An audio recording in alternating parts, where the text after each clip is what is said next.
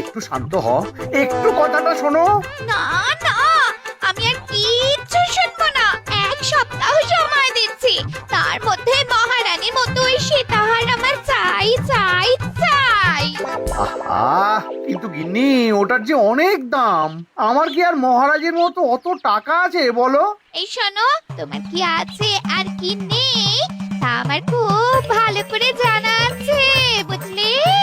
কিন্তু গিন্নি, একটা কথা কান খুলে শুনে রাখো, এবারে যদি তুমি ওই সীতাহার আমাকে গড়িয়ে না দাও, আমি তাহলে চিরদিনের মতো বাপের বাড়ি চলে যাব। এই এই আমি বলে দিলাম। আচ্ছা ফাঁপড়ে পড়লাম আমি, কি যে করি। দূর, আর ভালো লাগে না।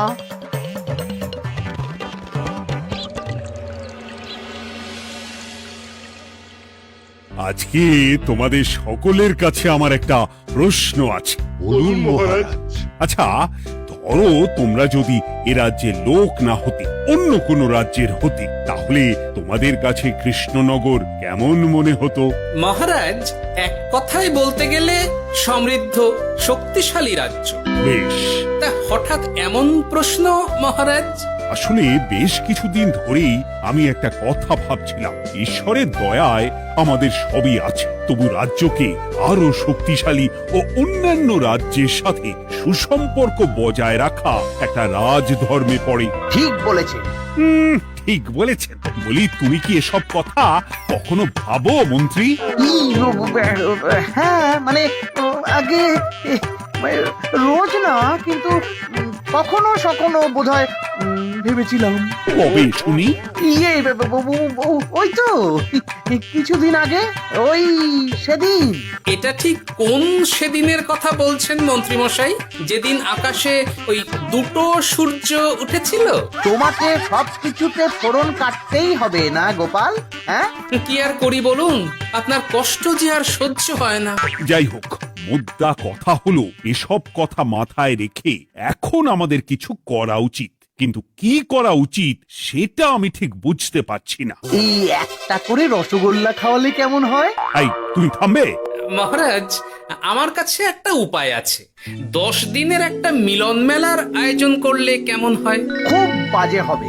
একটা মেলা কত ঝামেলার কাজ সেটা বোঝো? একেই কত খরচ, তার উপর আবার অনেক লোক। মোটেই না, এটা তো দারুণ বুদ্ধি দিয়েছো গোপাল। এমন কিছুই তো চাইছিলাম। দূর, আর সবকিছুই আমার বিপক্ষে মনে হয়। দিনটাই খারাপ, আমি বরং চুপই থাকি। তাহলে সবাই শোনো, 1 সপ্তাহ পর কৃষ্ণনগর এক বিরাট বড় মিলন মেলার আয়োজন করছে, আর তার জন্য লোকজনকে নিমন্ত্রণ করার কাজ দেখবে গোপাল। যথাজ্ঞা মহারাজ। আর মন্ত্রী, ভালো করে শুনে রাখো, মেলা প্রাঙ্গণ সাজানো, ঠিকঠাক নিরাপত্তা, এসব তোমার দায়িত্ব। আচ্ছা, কিন্তু বলছিলাম যে সবকিছু ভালো করে করতে গেলে খরচও তো। ওসব নিয়ে তোমাকে চিন্তা করতে হবে না। যত খরচই হোক আমাকে বলো, আমি দেব। আরে বাস, তো দারুণ ব্যাপার। এই ফাঁকে যদি কিছু আমারও লাভ হয়ে যায়, তাহলে গিন্নির গলার হারটার কিছু একটা করতে পারবো। বেশ, তাহলে প্রত্যেকে নিজেদের কাজ শুরু করে দাও।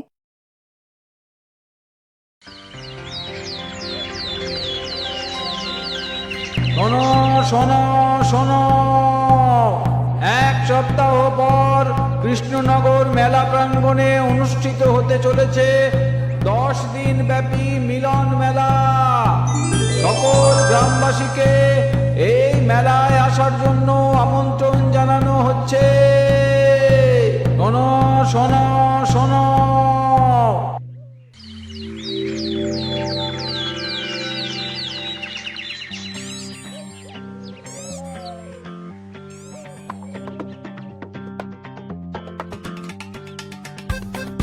বাহ বাহ বাহ, ঠিক যেমনটা চেয়েছিলাম তেমনটাই হয়েছে। আর এসব কিছুর জন্য আমি গোপালকে ধন্যবাদ জানাতে চাই। কি যে বলেন মহারাজ, এই কৃষ্ণনগর তো আমার নিজেরই পরিবার। সেসব আমরা খুব ভালো করেই জানি গোপাল। আদিক্ষেতা একেবারে উতলে পড়ছে। এসব দেখে গা জ্বলে যায়। তোমার এই এত ভালো বুদ্ধি দেওয়ার জন্য আমি তোমাকে 50টি স্বর্ণমোহর উপহার দিতে চাই। এটা কি হলো? এরকম হলে কিন্তু আমি খেলবো না। কেন মন্ত্রী, তোমার আবার কি হলো? আমিও তো মেলার আয়োজন করেছি, তাহলে গোপাল একা কেন উপহার পাবে? সে তো মেলার জন্য অনেকেই কাজ করেছে, কিন্তু আসল বুদ্ধিটা তো দিয়েছে গোপালই। মন্ত্রী মশাইয়ের বোধহয় খুব হিংসা হচ্ছে। ঠিক আছে মহারাজ, আপনি বরং এই উপহার সকলের সাথে ভাগ করে দিন। না গো, কোনো ভাগ চাই না। তোমার উপহার তুমিই রাখো। যত সব।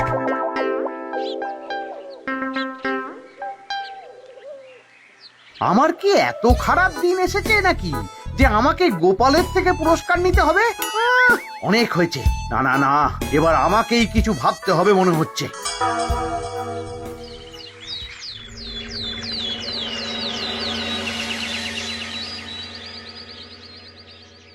আমার আমার সব শেষ হয়ে গেল গো, সব শেষ হয়ে গেল। এবার এবার আমার কি হবে?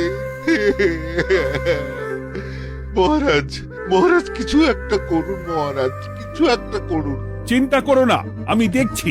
যারা দোষী তারা শাস্তি পাবেই। কি শুরু হলো বলো তো হঠাৎ করে? এত বড় বড় চুরি ডাকাতি হয়ে গেল, অথচ কেউ কোনো টেরই পেল না। হ্যাঁ মহারাজ, আসলে রাতের বেলা যখন সবাই ঘুমিয়ে থাকে তখন এই চুরি ডাকাতিগুলো হয়, তাই কেউ কোনো শব্দ পায় না। ভালো করে অনুসন্ধান করো, যে বা যারা এই কাজ করছে তাদের যত তাড়াতাড়ি সম্ভব ধরে ফেলতে হবে, নইলে তো আমাদের প্রজাদের অনেক ক্ষতি হয়ে যাচ্ছে। হ্যাঁ মহারাজ, আপনি কোনো চিন্তা করবেন না। কোথায় আনন্দ করে সব প্রজারা মেলা ঘুরবে তা নয়, আবার এই উটকো ঝামেলা। একটা কথা বলছি, কিছু মনে করবেন না। আসলে এই ঝামেলার কারণ হলো গোপাল। আমি ঠিক জানতাম কোনো না কোনো ভাবে আপনি আমাকে দোষ দেবেন। সত্যি তো, এসবের সাথে গোপালের কি সম্পর্ক? ওরই তো সম্পর্ক আছে মহারাজ। মেলা শুরু হলো আর তার সাথে চুরি ডাকাতিও। আর যদি গোপাল মেলার বুদ্ধিটা না দিত তাহলে রাজ্যে এত চুরি ডাকাতিও বাড়তো না। মানছি মন্ত্রী মশাই, মেলার বুদ্ধিটা আমার, কিন্তু মেলার নিরাপত্তা রক্ষা তো আপনার দায়িত্ব ছিল। যদি মেলা থেকেই এই ঝামেলা শুরু হয় তাহলে তো আপনার কাজেও ফাঁক আছে। মুখ সামলে কথা বলো গোপাল। তোমরা একটু থামবে? এখন নিজেদের মধ্যে ঝামেলা করার সময় নয়। সবাইকে একসাথে কাজ করে আসল চোর ডাকাতদের ধরতে হবে, তারপর বোঝা যাবে কার দোষ ছিল আর কার নয়। আগে মহারাজ।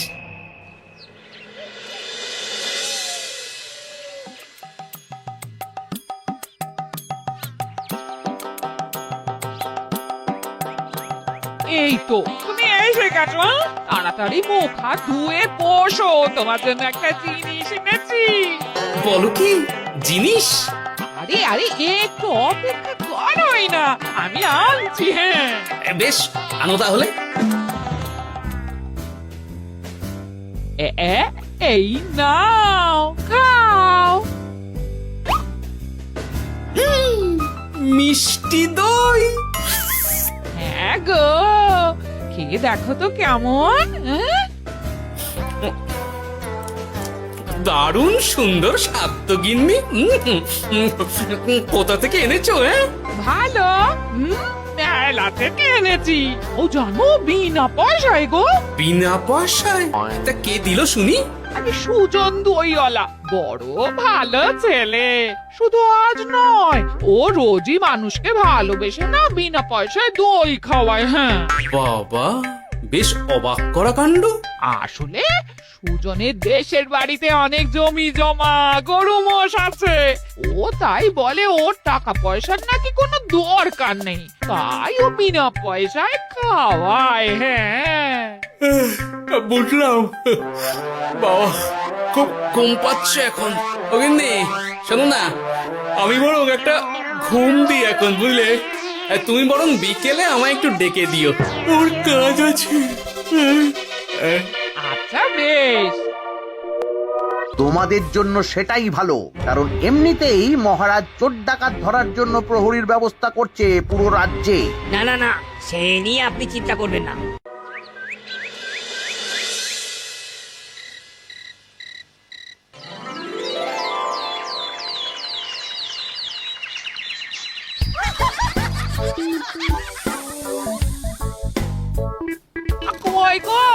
ওরে আর কতক্ষণ ঘুমোবে? সকাল তো হয়ে গেল।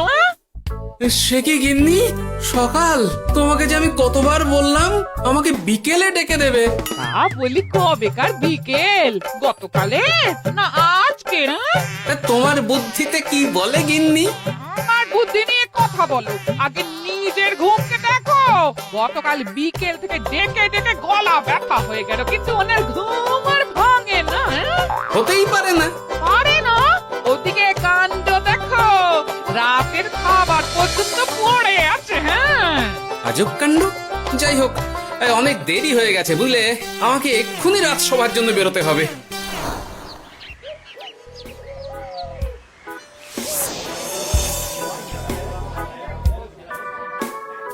বাবা, এত ভিড় কি আছে এখানে?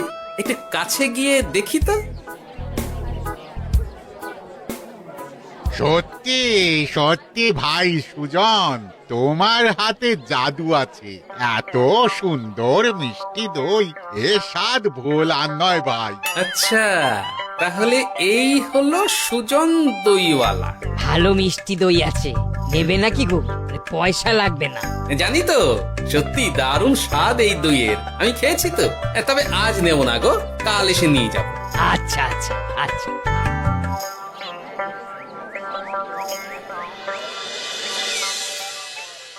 আর কোনো নতুন খবর পেলে ওই ডাকাতদের ব্যাপারে?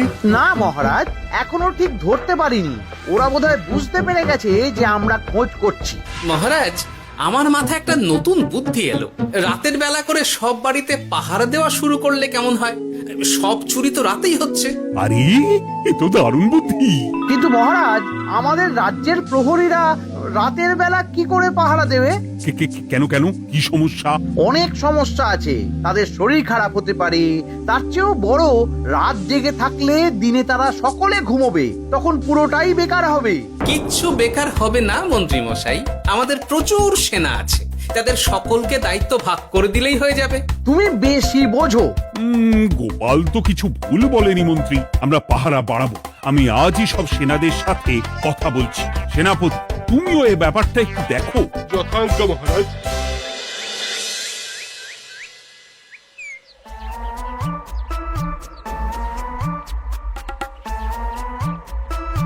চোর ডাকাতদের ধরার জন্য যদি একটা সূত্রের হদিশ পাওয়া যায় তাহলেই কেল্লা ফতে, কিন্তু সেটাই পাওয়া যাচ্ছে না বলেই এত সময় লাগছে। আরে, ওটা মন্ত্রী মশাই মনে হচ্ছে না? আড়ালে দাঁড়িয়ে এরকম কার সাথে কথা বলছে? এবার আমি যা বলছি ভালো করে শোনো। আজ রাতে মেলার পিছনের দিকে যে মাঠটা আছে সেখানে চলে এসো। বাকি কথা ওখানেই হবে। এই জায়গা নিরাপদ নয়। বেশ রহস্যজনক ব্যাপার। মেলার পিছনের মাঠ বলল না? রাতে আমাকেও দেখতে হবে কি হয় সেখানে।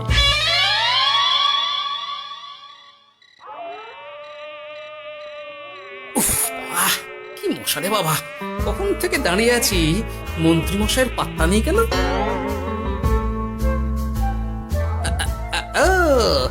ওই তো চলে এসেছে। এই যে আমার সোনার হাটটা কই? হ্যাঁ, ওই পই করে বলেছিলাম আমার ওটা চাই। আগে কি আর বলি বলুন তো, ওই হারটা আমাদের দলের প্রধানের খুব পছন্দ হয়ে গেছে, তাই কোনোভাবেই ওটা দিতে পারলাম না। কি এত বড় সাহস! আমার বলার পরেও তুমি এরকম করলে? বড় ভুল হয়ে গেছে মন্ত্রী মশাই, এবারের মতন ক্ষমা করে দিন, আর হবে না, এই কথা দিচ্ছি। তোমাদের জন্য সেটাই ভালো, কারণ এমনিতেই মহারাজ চোর ডাকাত ধরার জন্য প্রহরীর ব্যবস্থা করছে পুরো রাজ্যে। না না না, সে নিয়ে আপনি চিন্তা করবেন না, আমাদের ধরা পড়ার কোনো সুযোগই নেই, কারণ যে পরিমাণ ওষুধ আমি আমার দইতে মিশিয়ে দিই সেটা একবার যে খাবে মরার মতন ঘুমোবে। বাহ বাহ বাহ, সে তো খুব ভালো। করো করো। তার কোনো নতুন খবর পেলে? মেলা তো শেষের দিকে। হ্যাঁ, পেয়েছি। পাশের গ্রামে বলরাম নামে এক বড় মহাজন আছে। পরশু তার মেয়ের বিশাল ধুমধাম করে বিয়ে।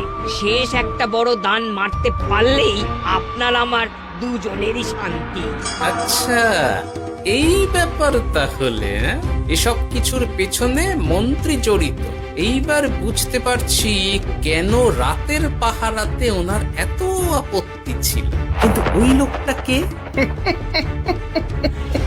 ঠিক আছে, এখন যাও, একটু সাবধানে কাজ করো আর আমার পাওনাটা ঠিকঠাক দিও, কেমন? সে কি সুজন দইওয়ালা? এবার আমার কাছে পুরো ব্যাপারটা পরিষ্কার হয়ে গেছে। না, কালই মহারাজকে সব জানাতে হবে, আর এদের হাতে নাতে ধরার জন্য একটা উপায় ভাবতে হবে।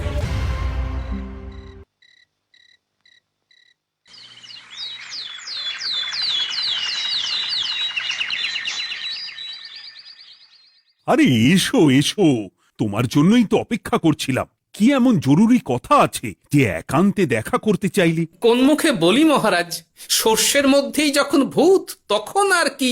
মানে একটু খুলে বলো তো কি হয়েছে? আমাদের রাজ্যের এই এত বড় বড় চুরি ডাকাতির পিছনে কারা আছে সেটা আমি জানতে পেরে গেছি মহারাজ। হ্যাঁ, এ তো দারুণ খবর। তাহলে আমরা এখানে কি করছি? এখনই তাদেরকে গিয়ে বন্দি করি? না মহারাজ, আমাদের হাতে কোনো প্রমাণ নেই, তাই ওইভাবে বন্দি করতে পারবেন না। কেন বলো তো, কারা আছে পেছনে? সেটা আপনি নিজের চোখেই দেখে নেবেন পরে। তবে এটা জানিয়ে রাখি, আমাদের মন্ত্রী মশাইও যুক্ত আছেন। কি? আমাদের মন্ত্রী? এত বড় বিশ্বাসঘাতকতা! আমি এখনই নিজের হাতে ওকে বন্দি করতে চাই। না না না না মহারাজ, সেটা করলে বাকি ডাকাতদের ধরতেই পারবেন না। তাহলে উপায়? আমি জানতে পেরেছি এই ডাকাতদের পরের নিশানা হলো পাশের গ্রামের বলরাম মহাজনের বাড়ি। বলরাম মহাজন? কাল তোর মেয়ের বিয়ে, আমাদেরও তো নিমন্ত্রণ আছে সেখানে। তাহলে তো আরোই সোনায় সোহাগা। শুনুন মহারাজ, আমার মাথায় দারুণ এক বুদ্ধি এসেছে। সে কি? হ্যাঁ, আপনি কোনো চিন্তা করবেন না, আমি শুধু যা বলছি সেটা করুন, বাকিটা আমি সামলে নেব। তবে দেখবেন যেন মন্ত্রী মশাই এসবের কিচ্ছুটি টের না পায়। বেশ বেশ বেশ।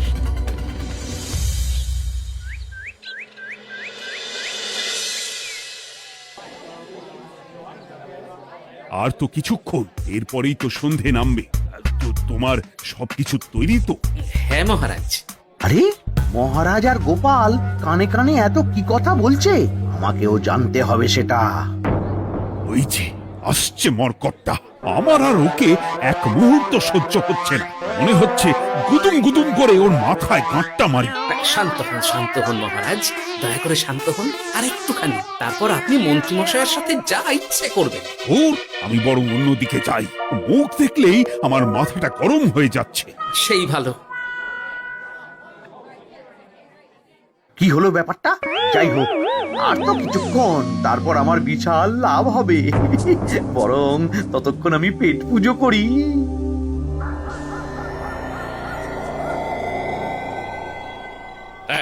যা যা দামি জিনিস আছে সব দিয়ে দে। এই তো খেলা শুরু। এবার আর আমায় পায় কে? ও বাবা, এরা আবার কারা? সত্যি গোপাল দারুণ চাল চেলেছে। এই তোমরা এখানে কি করতে এসেছো? কেন, তোমরা যা করতে এসেছো? ডাকাতি? এমন তো কোনো কথা ছিল না। কার দলের লোক তোমরা? মন্ত্রী মশাইয়ের দলের লোক। এই রে, কি বলছে সব? কোথায় কোথায়? এই মন্ত্রী মশাই, এই কি বলছে এরা? আপনি দু নৌকোয় পা দিয়ে চলছে, আমরা থাকতে আপনি আরো এক ডাকাতের দলের লোককে ডেকেছেন। কি মন্ত্রী? শেষে কিনা তুমি? কি খেয়েছে রে, আর বোধহয় বাঁচতে পারবো না। কই, চুপ কেন? বলুন, মন্ত্রী মশাই সোনার হার ডাকাতি করে আপনাকে দেওয়ার জন্য এখানে ডেকেছেন। কি সোনার হার? আমাকেও তো একই কথা বলেছে। আপনি আমাদের থেকে খবর নিয়ে অন্য দলকে কাজ দিয়েছেন। না না, মিথ্যে কথা। কিসের মিথ্যে? আপনি ছাড়া তো আর কেউ জানতো না এখানের কথা। না গো, আমি শুধু তোমাদেরকেই কাজ দিয়েছি একদম শুরু থেকে। আর কোনো ডাকাতের দলকে আমি চিনি না, আমি তো নিজেই প্রথম শুনছি।